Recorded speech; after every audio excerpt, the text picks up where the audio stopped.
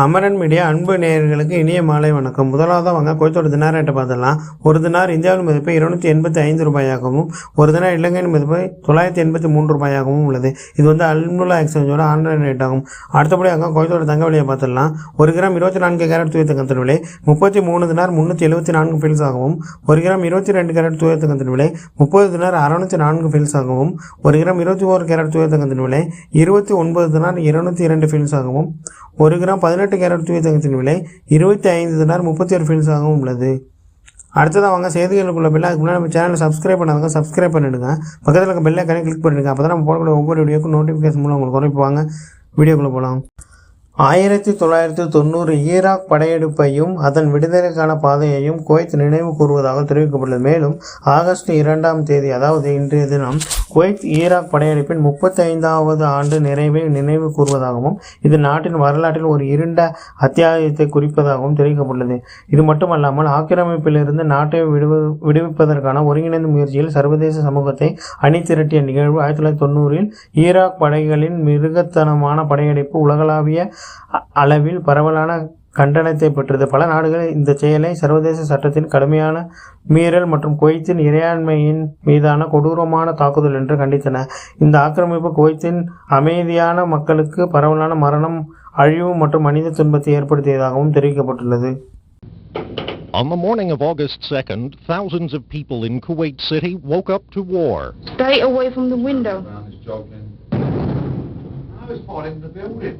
By mid-morning, thousands of troops had swarmed into the capital. That's where a man they all broke together. Yeah. They were hiding behind the cars before. Most had driven the 80 miles from the Iraqi border in a push that began at 2 a.m.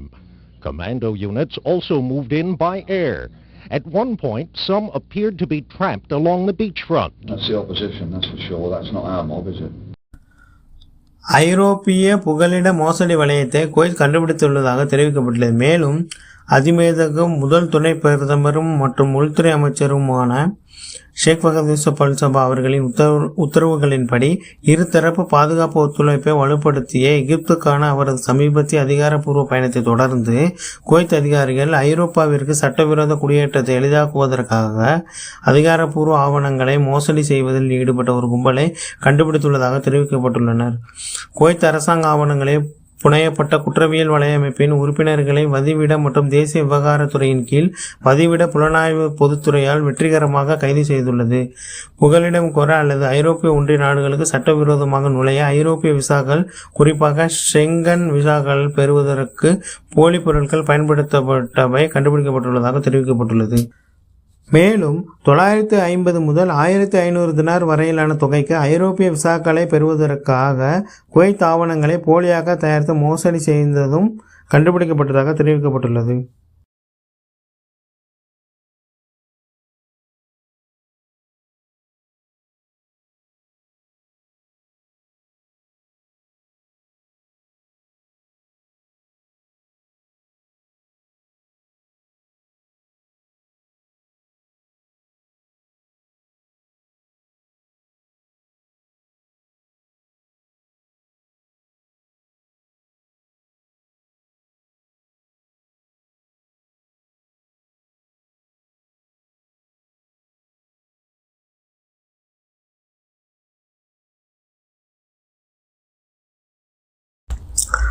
குவைத்தில் போலி விமான நிறுவன விளம்பரங்கள் அதிகரித்து வருவதாக தெரிவிக்கப்பட்டுள்ளது. மேலும் online மோசடி செய்பவர்கள் தங்கள் விளையாட்டை முடக்குவதற்கும் குவைத் முழுவதும் ஆயிரக்கணக்கானோர் ஆபத்தில் சிக்கக்கூடும் எனவும் தெரிவிக்கப்பட்டுள்ளது. மோசடி செய்பவர்கள் இப்போது உங்கள் சமூக ஊடகங்களில் போலி பரிசுகள், மிகவும் நல்ல முதலீட்டு சலுகைகள் மற்றும் போலி விமான டிக்கெட் விளம்பரங்கள் மூலம் நிரப்பப்படுகிறார்கள். இவை அனைத்தும் உங்கள் தரவை அல்லது உங்கள் பணத்தை கூட திருட வடிவமைக்கப்பட்டுள்ளதாகவும் தெரிவிக்கப்பட்டுள்ளது. இந்த தந்திரங்கள் மூலம் மிகவும் உறுதியானவையாகவும் முன்னணி விமான நிறுவனங்கள் உட்பட சில முக்கிய பிராண்டுகள் பயனர்கள் இந்த சைபர் பொறிகளுக்கு இரையாகாமல் தடுக்க தங்கள் டிஜிட்டல் விளம்பர பிரச்சாரங்களை தற்காலிகமாக நிறுத்த வேண்டியுள்ளதாக தெரிவிக்கப்பட்டுள்ளது. அதேபோல் நேற்றைய தினம் தெரிவிச்சிருந்தோம், சலாம் மற்றும் ஹத்தின் இடைப்பட்ட சாலைகளில் பராமரிப்பு பணி நடைபெற உள்ளதாக, இருபுறங்களிலும் சாலைகள் மூடப்படுவதாக தெரிவிச்சிருந்தாங்க அப்படின்னு. குவைத் பொருளாதார மண்டலத்தில் இறால் மீன்பிடி பருவத்தை தொடங்கியுள்ளதாக தெரிவிக்கப்பட்டுள்ளது. மேலும் குவைத் பொருளாதார மண்டலத்திற்குள் அதிகாரப்பூர்வ மீன்பிடி அனுமதி பெறப்பட்டிருந்தால் இறால் மீன்பிடி சீசன் ஆகஸ்ட் 1ஆம் தேதி, அதாவது நேற்றைய தினம் அதிகாரப்பூர்வமாக தொடங்கியுள்ளதாக வேளாண் விவகாரங்கள் மற்றும் மீன் வளங்களுக்கான பொது ஆணையகத்தின் இயக்குனர் அவர்கள் தெரிவித்துள்ளார். பருவகால மீன்பிடி தடை முடிவுக்கு வந்ததைத் தொடர்ந்து மீன் வளங்களின் நிலைத்தன்மையை ஆதரிப்பதையும் உள்ளூர் சந்தையில் இறால் கிடைப்பதை உறுதி செய்வதையும் நோக்கமாக கொண்டதாக ஆணையம் வெளியிட்டுள்ள அறிக்கையில் விளக்கினார். நாட்டின் கடல் வளங்களை பாதுகாக்க அனைத்து மீனவர்களும் பங்குதாரர்களும் தொடர்புடைய சட்டங்கள் மற்றும் விதிமுறைகளை கண்டிப்பாக பின்பற்ற வேண்டும் எனவும் அவர் வலியுறுத்தினார்.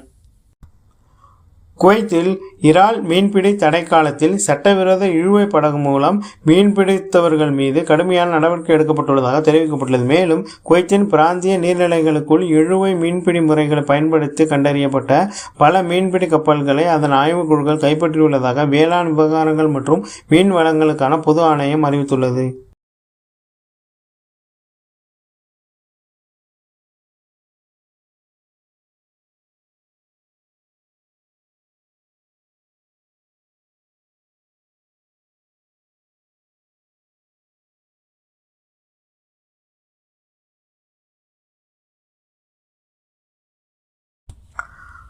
அல் மகரிப் விரைவு சாலையில் ஓடும் வாகனம் தீப்பிடித்து எரிந்துள்ளதாக தெரிவிக்கப்பட்டுள்ளது. மேலும் அல் மகரிப் விரைவு சாலையில் ஏற்பட்ட வாகன தீ விபத்து குவைத் நகரத்தை நோக்கி செல்லும் பாதையில் குறிப்பிடத்தக்க இடையூறுகளை ஏற்படுத்தியதாகவும் இதனால் பொதுமக்களின் பாதுகாப்பை உறுதி செய்வதற்காக அதிகாரிகள் சாலையை தற்காலிகமாக மூட வேண்டிய கட்டாயம் ஏற்பட்டதாக தெரிவிக்கப்பட்டுள்ளன. நேற்றைய தினம் இந்த சம்பவம் நிகழ்ந்ததாகவும் ஓடும் கார் திடீரென தீப்பற்றி எரிந்ததால் காற்றில் அடர்த்தியான புகை கிளம்பி அருகில் உள்ள வாகன ஓட்டிகளை அச்சப்படுத்தியதாகவும் தீயணைப்பு குழுக்கள் உட்பட அவசர சேவைகள் சம்பவ இடத்திற்கு விரைவாக அனுப்பப்பட்டு தீயை அணைத்து மற்ற வாகனங்களுக்கோ அல்லது சுற்றுச்சூழல் பகுதிகளுக்கு பாதிப்பு வராமல் தடுத்ததாகவும் யாருக்கும் காயம் ஏற்படவில்லை எனவும் மேலும் தீ விபத்துக்கான காரணம் தற்போது விசாரணையில் உள்ளதாகவும் தெரிவிக்கப்பட்டுள்ளது.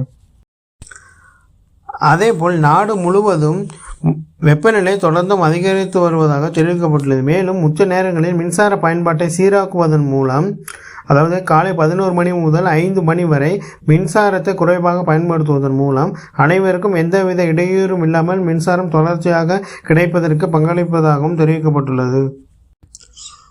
புதிய நிசான் பேட்ரல் வாகனத்தின் சிறப்பம்சங்கள் மற்றும் அதனை சேனட் சாலையில் ஓட்டும் பொழுது தன்னுடைய அனுபவத்தை ஒரு காணொலி வாயிலாக ஒரு குடிமகன் பகிர்ந்திருக்கிறார். இதுக்கு முன்னால் வரக்கூடிய காணொலியை பாருங்க. الباترول الجديد يلف الكوع بروحه. شوف هاد ايدي يعني. شوف الكوع قدام، شوف السكان بروحه يتحرك. شايل ايدي وشايل ريولي. دش الكوع ما عندك مشكلة. الحين انا داش كوع ومرتفع. شوف السكان بروحه يتحرك. شوف. بس احط ايدي على السكان يروح الورنينج. يفضل ان دائما ايدك على السكان. هذه الميزة في الباترول تخليك مرتاح في خط السفر، خط الشاليهات، ما تحس انك تتعب بالسياقة، خصوصا ان الكشنات تصميم ناسح. انت قاعد مريح مشغل البروبايلت، الموتر يسوق، بس عليك انك انت تدير العملية. كل شوي ايدك على السكان ما تهدها علشان السيفتي. عشان تفعله تضغط علامة البروبايلت، تقول له ست على السرعة اللي انت تبيها. تقول له ست راح يشتغل معك بالشاشة، راح يقول لك ان البروبايلت شغال. طبعا البروبايلت ما يشتغل الا اذا الكل حاط حزام الامان. الكروز شغال.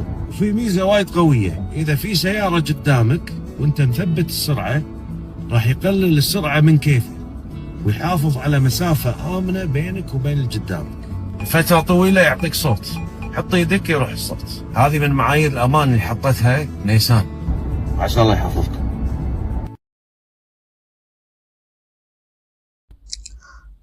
அதேபோல் நேற்றைய தினம் யார் யாரெல்லாம் விடுமுறைக்கு போனீங்கன்னு மறக்காமல் கீழே கமெண்ட் பண்ணுங்கள்.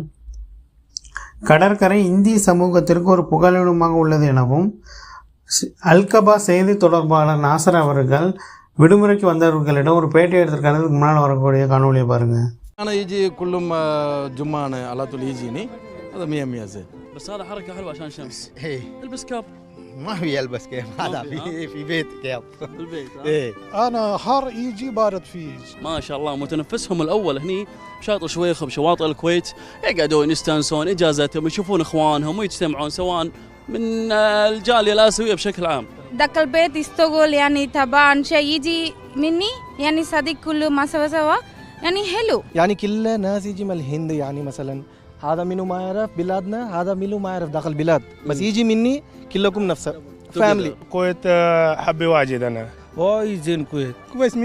انا قبل الحين 25 سنه. يعني مثلا مني شنو 100 فلس يجي واحد مشكل ما شاء الله. كويس شنو 350 لين مني لين يقدر فاحل. حلو الكويت. الحمد لله حلو واجد حلو الكويت. انا يجي الكويت شغل لازم بس مو شغل لازم شوف الكويت شنو مكان زين. صار له 3 ايام 3 داي.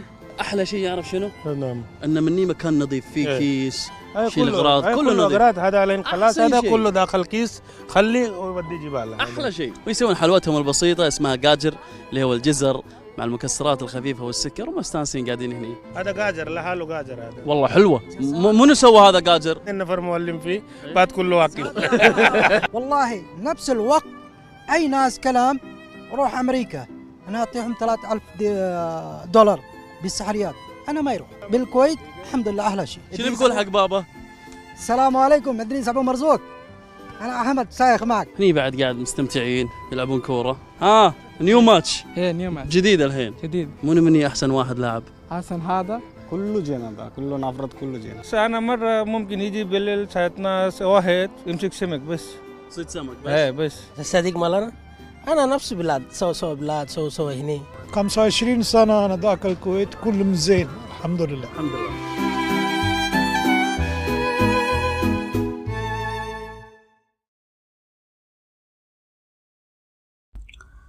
கடலோர காவற்படை, குடியிருப்பு விவகாரங்களுக்கான பொது புலனாய்வுத்துறை, துறைமுக ஆணையம், மனித வள ஆணையம், பொது சுற்றுச்சூழல் ஆணையம், விவசாயத்திற்கான பொது ஆணையம் மற்றும் உணவு ஆணையம் ஆகியவற்றின் ஒத்துழைப்புடன் ஷம்லான் மெரினாவில் உள்ள மரப்படகுகளை சரிபார்க்க பொது தீயணைப்பு படை நேற்று மாலை ஒரு ஆய்வு பிரச்சாரத்தை மேற்கொண்டதாக தெரிவிக்கப்பட்டுள்ளது. மேலும் இந்த பிரச்சாரத்தின் விளைவாக பாதுகாப்பு மற்றும் தீத்தடுப்பு தேவைகளை பூர்த்தி செய்ய தவறியது, படகுகளுக்குள் தொழிலாளர் குடியிருப்புகள் இருப்பது, எளிதில் எரியக்கூடிய பொருட்களை சேமித்து வைப்பது, சமையல் அடுப்புகள் மற்றும் எரிவாயு சிலிண்டர்கள் இருப்பது மற்றும் ஒரு படகுக்கும் மற்றொரு படகுக்கும் இடையில் இடைவெளி இல்லாதது போன்ற விதிமீறல்களை தவிர்க்க பல மரப்படகுகளுக்கு அறிவுரை வழங்கப்பட்டதாகவும், இது தீ விபத்து ஏற்பட்டு பரவும் அபாயத்தை ஏற்படுத்தக்கூடும் எனவும் படகு உரிமையாளரின் கடைபிடிக்குமாறு பொது தீயணைப்பு படையுடன் கேட்டுக்கொண்டதாக தெரிவிக்கப்பட்டுள்ளது. அதேபோல் உள்துறை அமைச்சகம் முத்ரா சாலையில் மொபைல் ரேடார் பிரச்சாரத்தை தொடங்கியுள்ளதாக தெரிவிக்கப்பட்டுள்ளது. மேலும் 225 போக்குவரத்து விதிமீறல்களை ஒரே ஸ்வைப்பில் கண்டுபிடித்ததாகவும், அதில் பிடிப்பட்டவர்களில் 5 வயது குறைந்த ஓட்டுநர்கள் எனவும் தேடப்படும் குற்றவாளிகள் மற்றும் 7 வாகனங்கள் ஆகியவற்றை பறிமுதல் செய்ததாகவும் தெரிவிக்கப்பட்டுள்ளது. மேலும் அதிகாரிகள் கவனமாக வாகனத்தை செலுத்தவும் அதிவேகத்தை குறைக்கவும் பொதுமக்களுக்கு அறிவுறுத்தியதாகவும் தெரிவிக்கப்பட்டுள்ளது. அடுத்ததாக சைனா செய்தி பார்க்கலாம் வாங்க. சைனாக்காரன் தினம் புதுசாக கண்டுபிடிச்சிட்டே இருக்கான். ரோல்ஸ் ராய்ஸ் காரை விட மிகவும் பிரம்மாண்டமான காரை தயாரிச்சிருக்கதா தெரிவிச்சிருக்காங்க. முன்னால் வரக்கூடிய காணொலியை பாருங்கள். صنعت هذه السيارة الفاخرة في مصانع الشير الصينية لتجسد أعلى معايير الأناقة والقوة. طلاء فاخر ومصابيح LED هندسية وشبكة أمامية مميزة تشع حضورا لا يضاهى. في المقصورة 6 مقاعد جلدية بتدفئة وتبريد، وشاشة ذكية للتحكم بالملاحة والصوت والمناخ، شحن لاسلكي وكاميرات 360 درجة، وتقنيات قيادة ذاتية L3 L4، ومحرك قوي يوازن الأداء العالي بكفاءة استثنائية في استهلاك الوقود. تجربة فخمة بلا تنازل. سعر هذه السيارة تقريبا $100,000.